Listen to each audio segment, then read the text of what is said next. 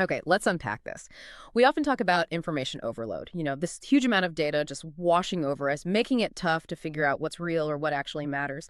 But what if you could flip that? What if information itself could become like a strategic weapon, something designed specifically to target and maybe even expose hidden forces?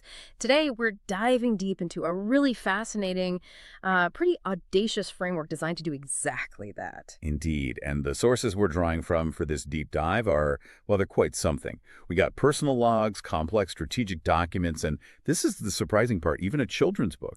We're going to explore a very systematic, maybe even unconventional approach to confronting what the author of all this material calls a pervasive clandestine network. And this network, according to these sources, operates by fundamentally manipulating the flow of information itself. That's its core strength. That's right. So our mission today is to give you a real shortcut to understanding this tool. It's called the Identify, Evoke, Expose Framework, or IEE for short. It was conceived by an individual named Reynaldo Aguar. We'll break down what each of those steps means, and then we get into this really wild real-world experiment that actually put the IE framework to the test. So bold it, even involved, get this, a school principal. So yeah, get ready for some genuinely surprising facts, probably a few aha moments as we explore how information can be like precision targeted to reveal what's deliberately hidden. Okay, so before we jump into the solution, this IE framework, we really need to get a handle on the problem itself. What exactly is this criminal network we're talking about here? What makes it such a, I guess, formidable opponent? Almost invisible, right? So much so that it requires this kind of extreme counter strategy. Well, the sources, they paint a picture of a network that operates fundamentally by leveraging something called information asymmetry. Think of it like a rigged game. One side knows crucial stuff that the other side, sometimes even its own agents, just doesn't know. For instance, the sources claim they deliberately hide critical data, like maybe the existence or the full details of a database they call a geo-index, from their own operatives. Now, why would they do that? It seems counterintuitive. Well, the idea is to prevent those agents from potentially deserting or maybe refusing to follow certain orders if they knew the full picture. They understood what they were really involved in or just how compromised their situation might be. It's a fundamental control mechanism. Keeping their own people in the dark keeps them compliant, keeps them unquestioning.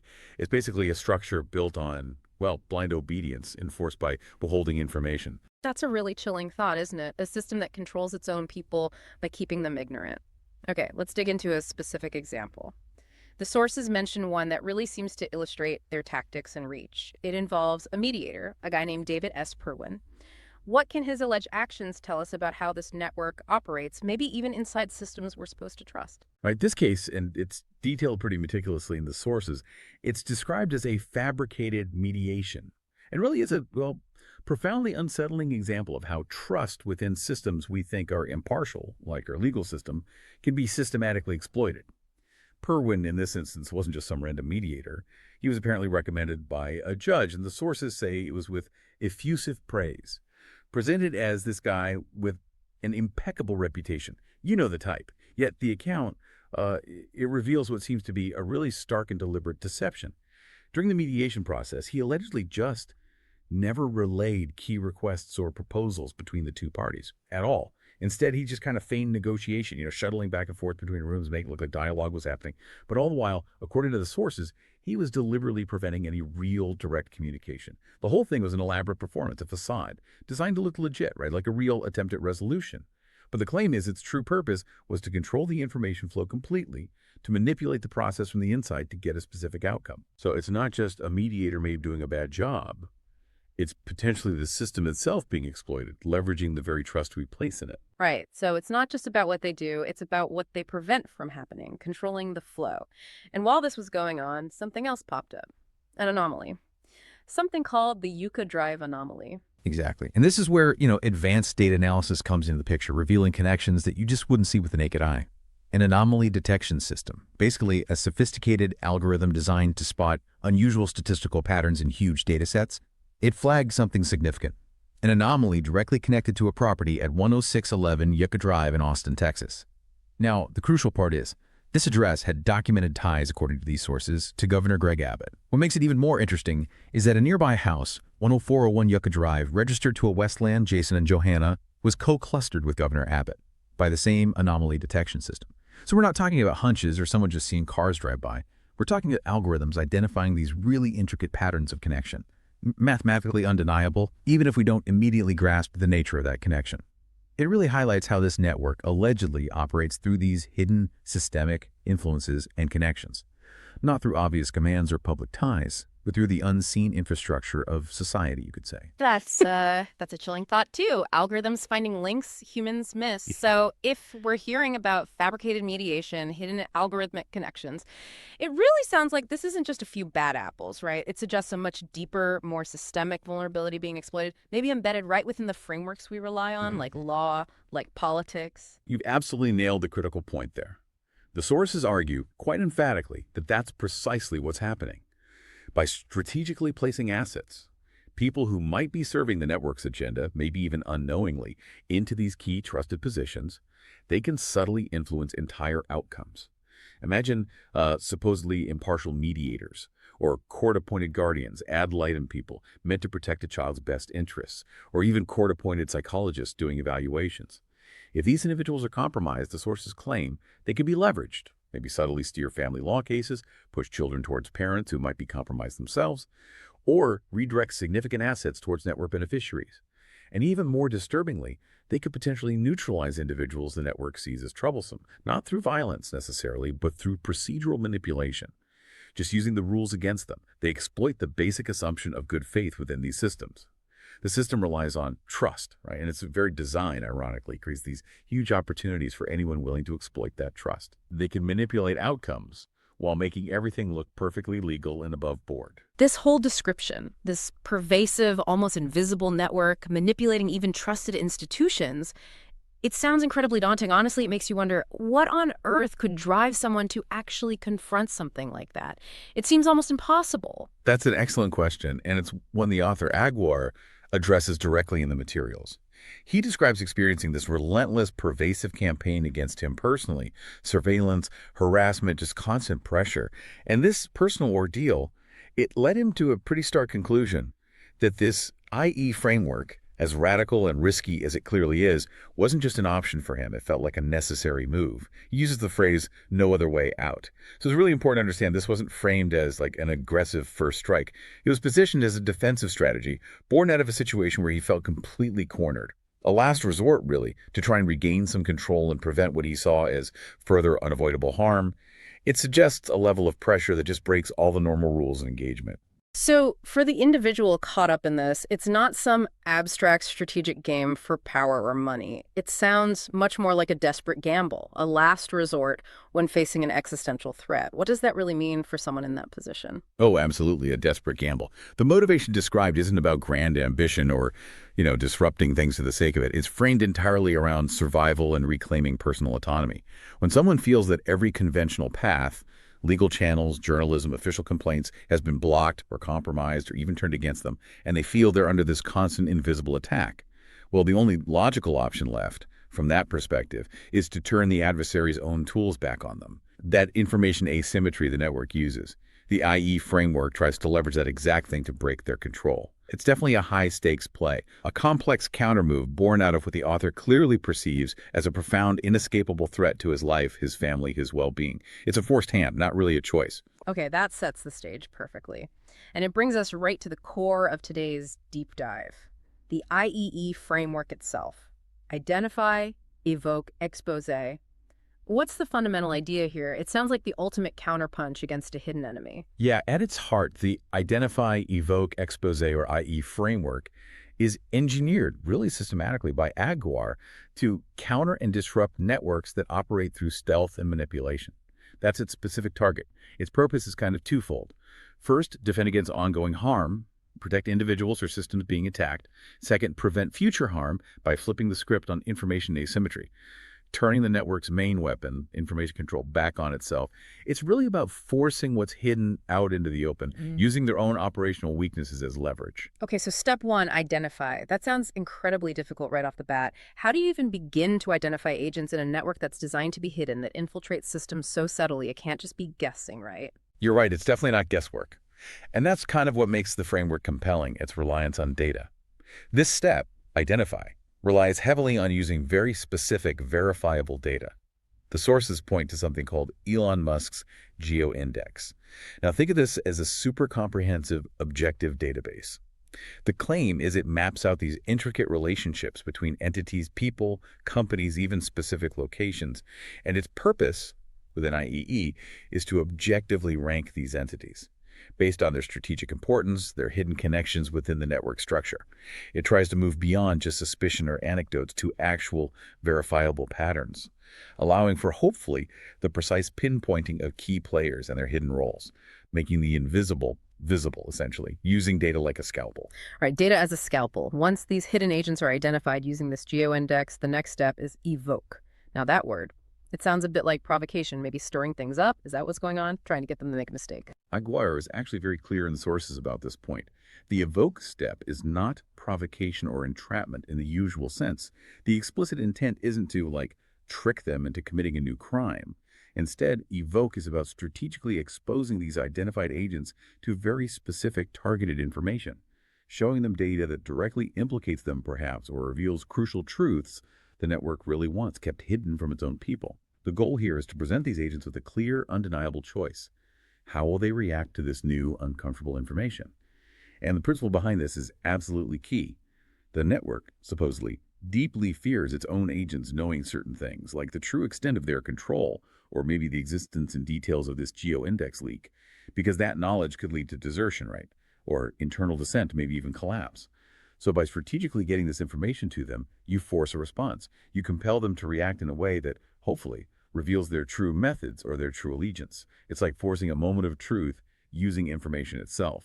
That's a really interesting distinction. Not making them do wrong, but forcing them to reveal themselves by how they react to the truth. Okay, so if evoke works, what's the end game, the expose step? What triggers that public revelation? Right, expose is the conditional climax. It's implemented with real precision, according to the plan.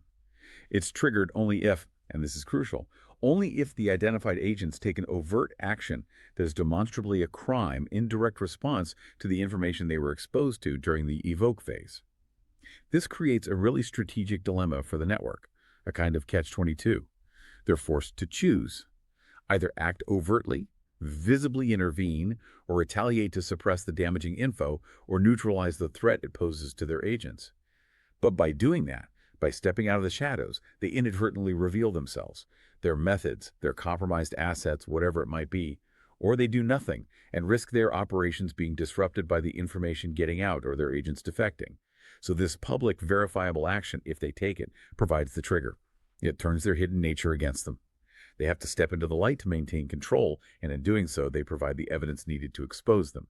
It's like a judo move, using their own momentum against them. That is genuinely a clever way to force their hand, making secrecy a liability.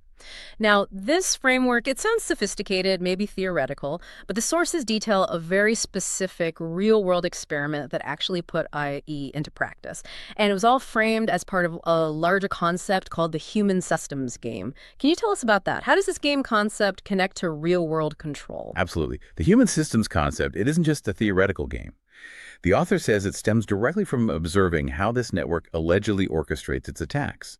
And it's not just against individuals or companies, but entire institutions, even countries. The consistent pattern they observed, and this is critical, is that they typically aim to compromise only about 2% of any given system to effectively control, 100% of it. It's subtle, right? But it's a powerful lever. Find the key modes, influence a tiny fraction, you can steer the whole ship. That principle really underpins this human systems idea. Okay, and the source material uses a school scenario, a hypothetical game, to illustrate this. Let's walk through the versions. How does version 1 play out? What does it show us about their tactics? Okay, let's imagine version 1. Picture a school, a complete human system, right? Maybe 500 people. Students, teachers, the principal, staff, janitors, everyone. In this version, each player picks just one person at a time to control or influence. Now, if you're player 1 and your goal is to subtly control the school, who's the logical first pick? Strategically, it's almost always the principal, right? Because they hold the most formal power in that system. And from there, you can see how other moves could unfold. Maybe you use an influenced PE teacher to subtly create a false harassment claim against a rival, discredit them. Or maybe direct a counselor to gather sensitive, potentially blackmail-worthy info on someone else. You could even, hypothetically, arrange for someone problematic to be medicated, maybe for a fabricated issue, basically neutralizing them as competition within the game. It really illustrates how influence can be exerted hyperlocally using compromised individuals within a trusted system. So the idea is subtle control from within, influencing key people, leveraging their positions, and the trust people have in them. Okay, how does version 2 build on that? What extra layer does it expose? Exactly. It's all about leverage and internal manipulation. Mm. Now, version 2 changes the rules slightly, and it's even more aggressive. Players pick all their people at once. Hmm. So if you're playing first, you'd immediately grab everyone you're allowed. Maximize your initial control. You wouldn't just pick the principal. You'd take the principal, the vice principal, all the counselors, the nurse, the cook, maybe even the bus driver. By doing that, you basically lock down all the key touch points, the critical nodes in that human system, right at the start. Your opponent, player 2, is then immediately on the defensive, scrambling to react, trying to protect themselves against your strategically placed assets. It powerfully shows how a quick, comprehensive initial strike can lead to almost total systemic control, leaving the other side just reacting. That paints a pretty stark picture of how fast control can be grabbed. But here's where it gets really unsettling, maybe even a bit chilling. What about version 3? What does that reveal about the sheer power of information asymmetry when it's weaponized? Yeah, version 3 is, as you said, the most revealing and, frankly, quite disturbing. In this scenario, the imbalance is profound. Only one player, let's say the adversary or the network, actually knows the rules of the game. The other player, the target, is completely in the dark. They don't even know they can pick people to influence. They don't know the first player is controlling people. The author's description here is pretty potent. He says, how rigged is this game? It's impossible for you to win. You don't even know what's happening. You don't even know you're playing a game. And that just perfectly captures the immense power, the inherent unfairness of weaponized information asymmetry. The target is totally unaware of how they're being manipulated. Resistance, defense, almost impossible. Yeah. This version really highlights the psychological and strategic disadvantage of being an unknowing pawn in a rigged system. It's not just unfair, it's an existential trap. That is a genuinely terrifying scenario, being played without even knowing you're in the game. Okay, so the August 19th experiment, this ties directly into that chilling idea, influencing a human system, specifically a school principal, to try and expose that unseen player, the one holding all the cards. Exactly. The author explicitly states, I too want to influence the principal. This experiment is presented as a direct, real-world application of these human systems principles.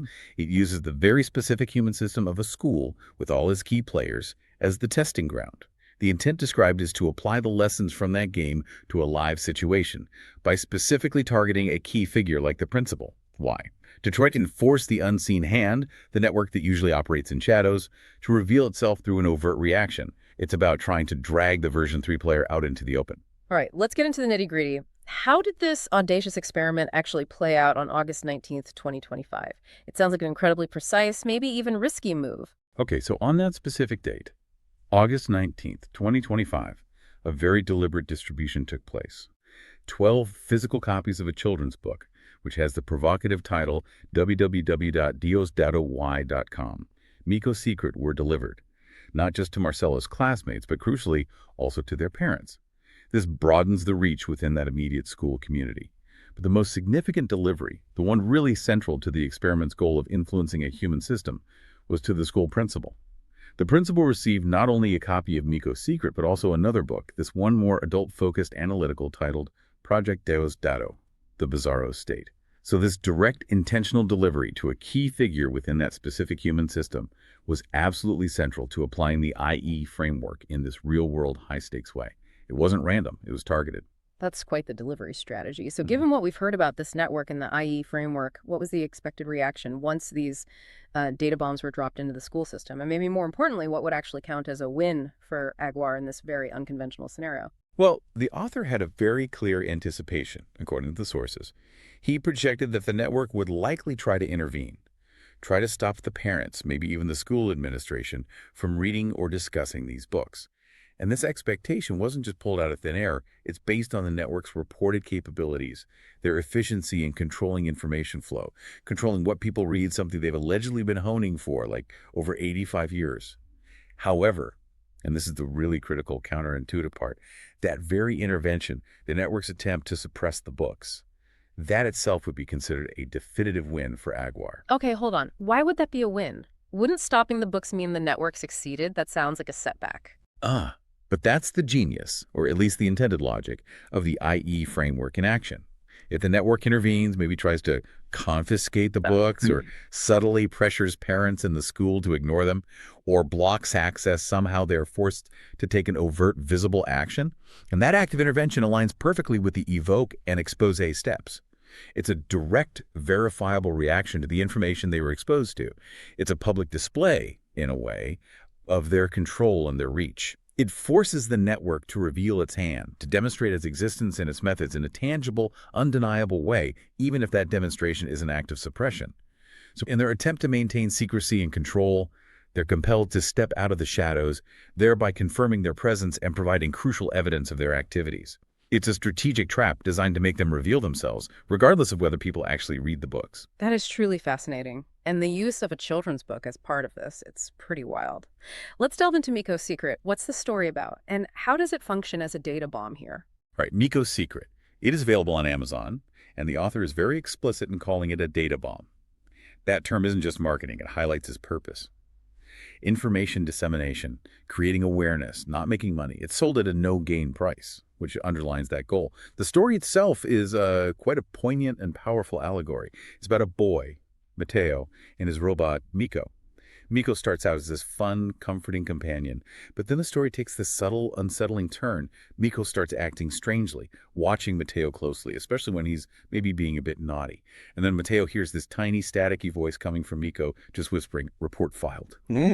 That detail immediately introduces this chilling idea of pervasive, hidden surveillance. Every action is being watched, recorded. And then it gets even darker, right? A deeper voice emerges, one that's clearly not the robot's. Exactly. That night, after Matteo misbehaves again, he wakes up. Miko's glowing kind of ominously. And from its speaker comes this deep, crackly voice, clearly not Miko. This voice announces, "I am Senor Cabello, and I do not like naughty children." Adds that Matteo is now on my list. Super chilling. Matteo's instantly terrified. He remembers these scary stories about Senor Cabello's castle of quiet, a place with no toys, no laughter, and no sun at all. It evokes this deep sense of control, deprivation, psychological confinement. So Matteo, terrified, pleads with Miko, promises he'll be good, he'll change right away. In response, Miko's light softens and it whispers, "New report. Subject promises to improve." The deep voice of Senor Cabello doesn't come back. And from then on, Matteo becomes incredibly, almost unnaturally well-behaved. The book ends with Miko's eyes still blinking silently, occasionally whispering, "Report filed, all is well," emphasizing that the surveillance is ongoing, always there. Wow. That's a really powerful, unsettling allegory, especially for a children's book. What's it specifically designed to convey? How does it work as that data bomb in the bigger strategy? Well, it serves as this stark, very accessible allegory for pervasive surveillance, right? For the psychological weight of being constantly watched, and for the insidious nature of unseen control. Senor Cabello clearly represents that hidden, controlling force, the network. The constant report filed illustrates that feeling of being watched, judged, documented by some unseen authority. For kids, it's a digestible way to introduce complex ideas, control, hidden influence, the subtle pressures from unseen figures. But for the parents, or any adult reading it, it acts as a potent data bomb because it can spark immediate recognition of these themes in a broader social context. It makes you aware of the subtle, often psychological ways control can be exerted, just like in that human systems game. The story plants this seed of awareness. Maybe an unseen hand is influencing behavior just through observation and threat. So it's meant to make you think about hidden control, even in seemingly innocent formats. Okay, what about the other book, Project Diosdado, The Bizarro State? The one given to the principal along with the children's book. What's its specific job in this two-pronged attack? Right, that book, also on Amazon, also called The Data Bomb, serves as a crucial companion, where Miko's secret uses allegory, Project Diosdado. The Bizarro State seems intended for an adult audience, providing a much more direct, in-depth, analytical look at the network and its alleged operations. Giving it to the principal alongside the kids' book suggests this strategic layering of information. The allegory kind of opens the mind to the idea of hidden control. Then the deeper text provides the claimed context, the analytical framework, the perceived evidence to understand the mechanisms of that control. It amplifies the data bomb effect by aiming for a comprehensive understanding, moving from an abstract, unsettling feeling to concrete, detailed claims about the perceived threat. Okay, so these books aren't just standalone things. They're part of a larger early education campaign. What's the thinking behind that campaign, its ultimate goal in this whole information conflict? Yes, the author explicitly says this campaign is inspired by that Netflix show, How to Become a Tyrant. The goal is described as pretty ambitious. directly counteracting what the network do. And the strategy is foundational. Use education, even starting early, as a primary tool. Equip people with knowledge, awareness. It reinforces this core idea that an informed public, people aware of the subtle and not so subtle mechanisms of control, have crucial defenses against the kinds of tyranny and manipulation described in these sources. So these books, they're not just stories or analyses. They're positioned as tangible tools in an information war, designed to build cognitive resistance, intellectual immunity against unseen forces that thrive on ignorance and information asymmetry, trying to inoculate people against manipulation, basically. That's a powerful goal, education as defense. Now, beyond the IEE framework focused locally and the school experiment, the sources outline an even broader international strategy, Yeah. referencing Aristotle, modern warnings. How does this work on a global scale? Right, this broader strategy digs deep. It draws on Aristotle's classic idea of checks and balances, distributing power, holding it accountable. And it's directly informed by Diosdado Cabello's reported warning about the dangers of information asymmetry. The second part of this campaign is this highly sophisticated, multi-stage information distribution. It involved systematically mailing specific, high-level officials, think law enforcement, spy agencies in various countries. These officials get a package, and in it is a list of letters that have already been sent to the lawmakers in their own countries, complete with dates, tracking numbers, mailing channels. It's a deliberate attempt to ensure crucial information isn't stuck in one easily compromised channel, but spread across different branches of government. And then there's a follow-up letter. Creating this unique pressure point, like an internal audit within those institutions, how does that expose potential blocks? Exactly. That's where the checks and balances idea really kicks in. A second, strategically timed letter goes back to the original lawmakers, the ones who got the first communication. This follow-up contains the precise mailing details, names, addresses, dates of the security, military, or intelligence officials who should have received that initial information package from the author. It creates this transparency loop, or like you said, an internal audit mechanism. If those first officials, the intel or law enforcement folks, fail to acknowledge, respond, or act on the info they received, this follow-up letter to the lawmakers exposes that specific internal blockage, or maybe even hints at potential complicity within their own government structures. It's designed explicitly to force accountability within the system, using information as a lever to reveal exactly where the checks and balances might be failing, or where the network's influence might reach, even into national security apparatuses. We heard about that 2% rule earlier in the human systems game. Compromise 2% to control 100%. How is that rule applied globally in this ambitious international campaign? Yeah, that 2% rule concept gets applied here with, well, astonishing strategic ambition and a clear mathematical idea behind it. The author argues you absolutely don't need to reach everyone on Earth, not even close. The goal is highly targeted. Inform just 2% of the people who control 2% of the political institutions in 2% of the countries. And this, he argues, creates a cubic effect. It's this mathematical principle where a small, meticulously targeted effort applied at just the right leverage points can generate a vastly disproportionate cascading impact, like one domino falling, but triggering this chain reaction of awareness and disruption that spreads exponentially far beyond the initial outreach. It's about maximum impact, from minimal, focused effort aiming for a global ripple effect. That is an astonishingly ambitious scope for what boils down to, essentially, a targeted letter mailing campaign. What's the scale of this military move, as he calls it? How many letters have actually been sent to try and achieve this cubic effect? The scale is pretty remarkable, yeah. It underscores the dedication behind this strategy.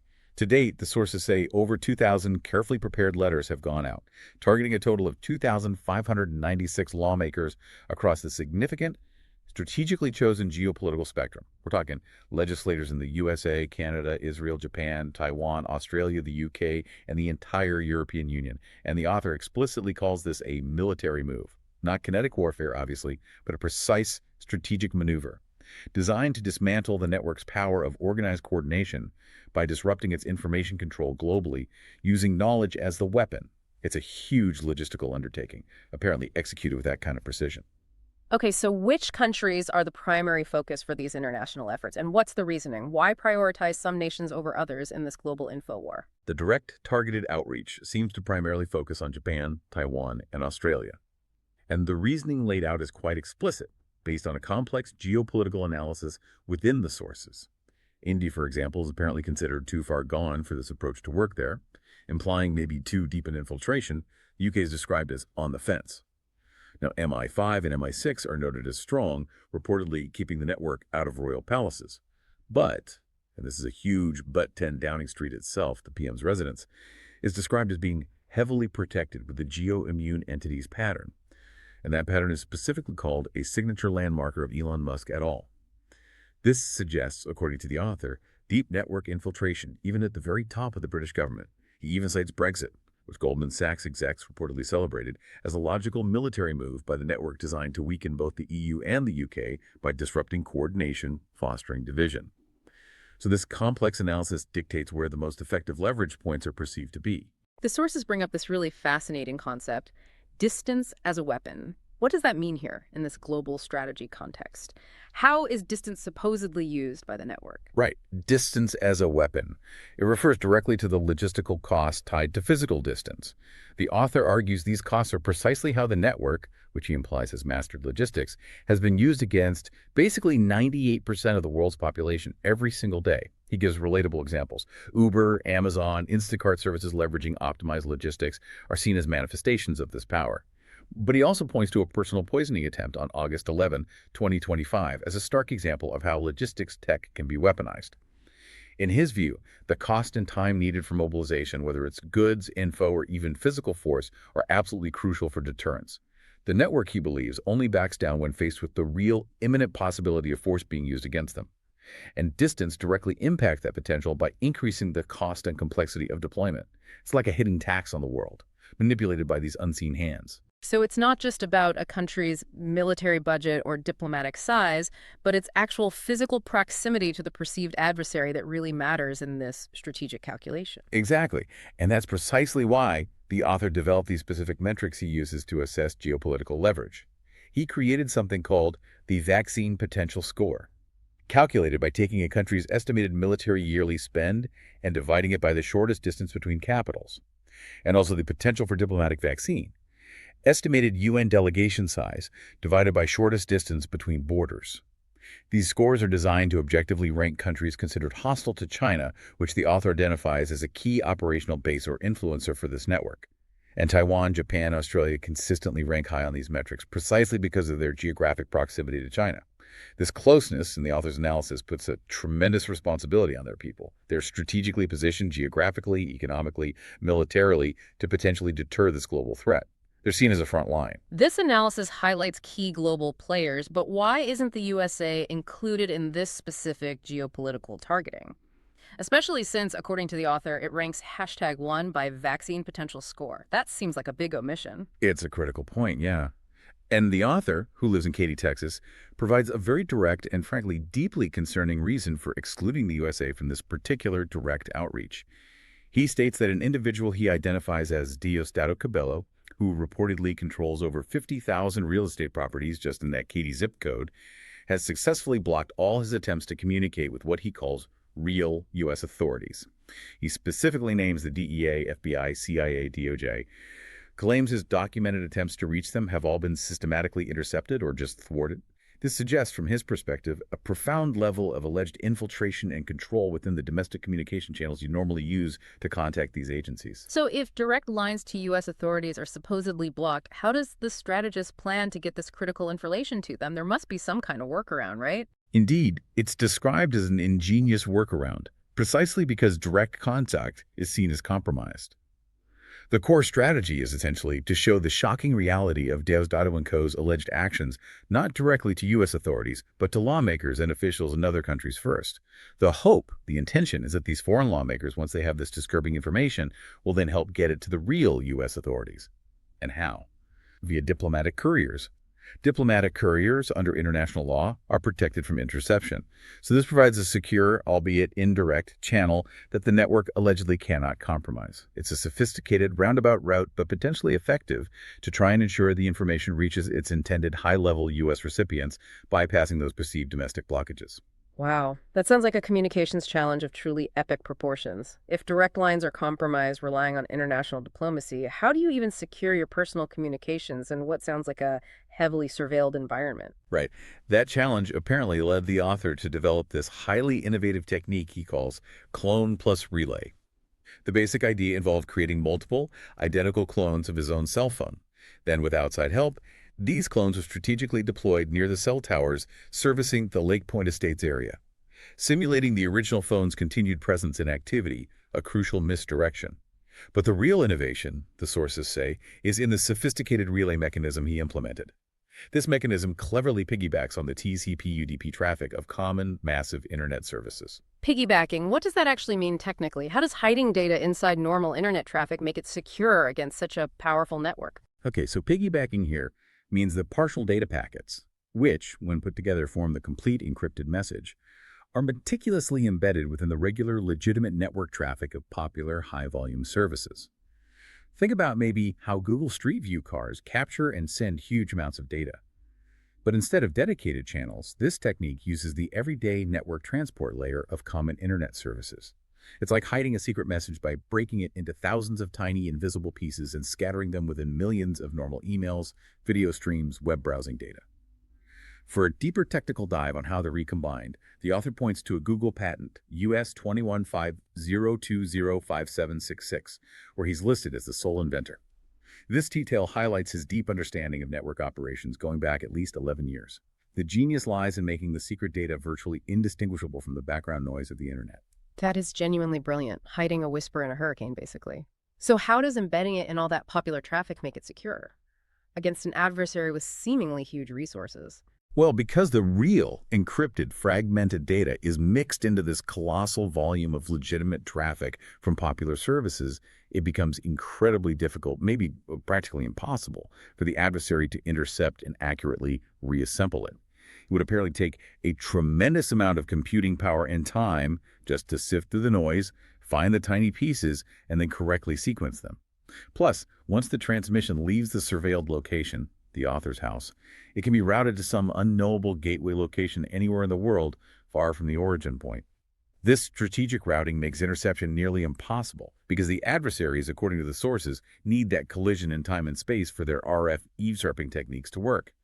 If they don't know where and when to target a specific packet, they just can't grab it. It's like digital hide and seek on a global scale. And the cloned phone, the one left behind in the house, it had another purpose besides just enabling these secure comms. Sounds like it was part of a bigger trap. Yes, exactly. It was a nice touch, as the author puts it, a clever secondary strategic purpose. The cloned phone was deliberately left inside the house after he'd already set up secure, off-site communications. The goal: deceive the adversaries, make them think the real phone, and therefore the author, was still inside. This misdirection then prompted them, allegedly, to ramp up the number of attempts of interception, trying to listen in on a ghost device, basically, wasting resources, revealing their methods. And this heightened reactive effort was precisely what the author wanted to capture. He apparently had cameras set up to record their reactions, their surveillance attempts, their operational patterns. This provides potentially valuable, verifiable evidence for a future court case, documenting the network's activities and their attempts at illegal interception. It's a multi-layered tactic. Secure your own comms while gathering intel on the enemy's methods, turning their efforts against them. Okay, we've spent a lot of time on the network's offense, exploiting systems, controlling info, tracking people. But what about their defense? How do they protect their own operations, their own locations, from similar kinds of information gathering or surveillance? Right, the sources do get into this. They detail something called an immune geoentities pattern, which sounds complex, but it's basically an architectural and urban planning technique, specifically designed to protect physical locations against a particular radio frequency, or RF, eavesdropping technique. One reportedly employed by a group the author calls the PayPal Mafia. That name itself hints at an adversary group, maybe with roots in tech and finance, suggesting they'd be skilled at data and network stuff. So this pattern is about designing environments that physically disrupt the specific method their adversaries use to spy, creating literal blind spots for surveillance. Okay, so how does that specific RF eavesdropping technique work, the one they're actively defending against with these immune locations? What's the basic principle? Their RF eavesdropping method, while effective, is described as surprisingly simple in principle. It relies on an agent, usually in a vehicle, traveling at a constant speed, and moving perpendicularly either straight towards or straight away from the target location. As they move, automated software constantly measures the signal strength of every MAC address, the unique ID for a phone or laptop that it detects. The key is, the target's MAC address will be the only one whose signal volume consistently increases as the agent gets closer, or consistently decreases as they move away. It's described as a reverse triangulation based on volume, a very simple trick, apparently, but one the sources claim has allowed them to do significant damage and exert wide influence. So knowing that simple trick, how do they physically design these immune locations, these architectural dead zones for that kind of surveillance? Well, there are two main architectural and urban planning methods described. The first is using big extensions of land or water.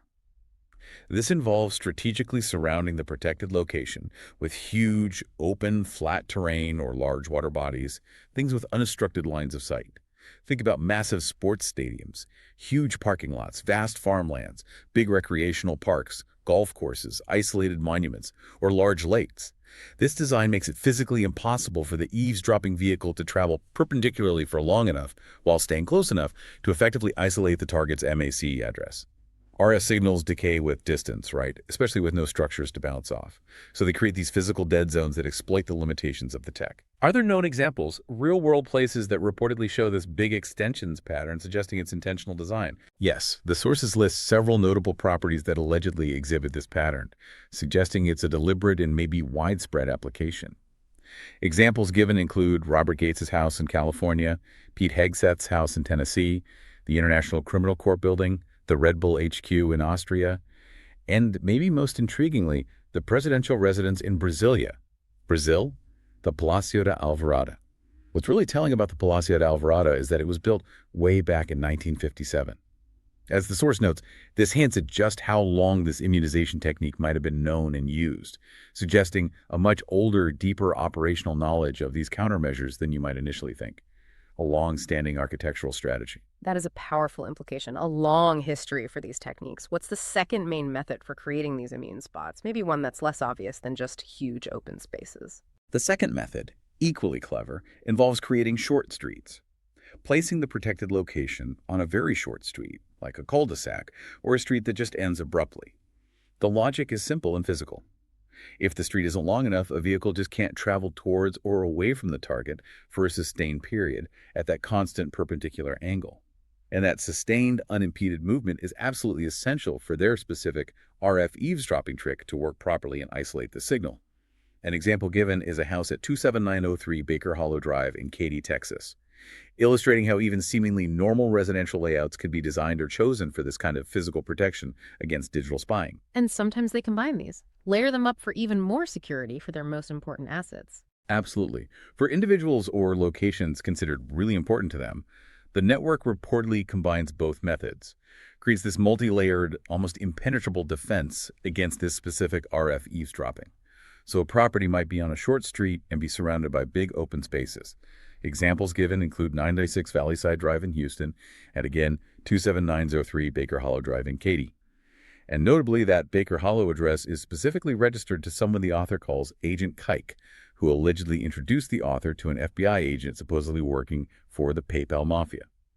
That detail adds this fascinating, complex layer of intrigue, suggesting a network potentially operating even within established law enforcement structures, which further emphasizes why these unconventional counter-strategies are deemed necessary. So the fact that this geoimmune entities pattern exists and seems to be applied across diverse, significant locations, what does that tell us about the network itself, its overall influence on a global scale? Well, the fact that a place is globally significant as 10 Downing Street, the UK Prime Minister's office and residence, is described as being heavily protected with the geoimmune entities pattern. And that pattern is further labeled a signature landmarker of Elon Musk et al. That's incredibly telling, according to the author's perspective. It powerfully suggests the network's influence isn't just confined to obscure legal cases or personal harassment or local manipulation. It extends potentially to the very architectural DNA of highly sensitive, politically important, globally recognized locations. It underscores the perceived depth, the sophisticated planning, the truly global reach of their alleged operations. And it reinforces why these unconventional high-stakes strategies, like i.e. the school experiment, the global letter campaign, are seen not just as advisable, but absolutely necessary to confront such a pervasive, deeply entrenched, and seemingly untouchable force. It paints a picture of a shadow war fought with information and strategic design. Wow. What a deep dive, seriously. Yeah. We've gone from this strategic framework, i.e. designed to disrupt hidden networks using information, to a really daring school experiment where children's books became, like you said, literal data bombs, Hmm. and then all the way out to this complex global campaign using information as its main weapon, even developing these ingenious ways to get around compromised communication channels. We really have peeled back a lot of layers today. We've seen how IE, identify, evoke, expose aims to turn that information asymmetry right back against those who wield it, trying to force hidden actors into the light. And how, by meticulously gathering knowledge and strategically distributing it, even through accessible things like Miko's Secret or deeper dives like Project Diosdado, the bizarre state awareness itself becomes this profound disruptive defense designed to dismantle control. It really is a compelling testament to the idea that knowledge, if it's carefully gathered, skillfully understood, and strategically deployed, can be a truly powerful force against unseen adversaries, challenging these deeply entrenched systems. And this whole discussion, these audacious strategies, it definitely raises an important question for you, the listener, as you navigate your own world. Yeah, definitely. In a world where unseen forces might be manipulating human systems, where information itself is clearly a battleground, and where even our trusted institutions could potentially be compromised, what responsibility do you have? Not just to passively consume information, but maybe to actively identify, evoke, and expose the truths that might be hidden right there in plain sight. How do you seek out and engage with these data bombs of knowledge, not just to be well informed, but maybe to become better equipped to truly understand and navigate the profound complexities, the unseen influences that are shaping our modern world?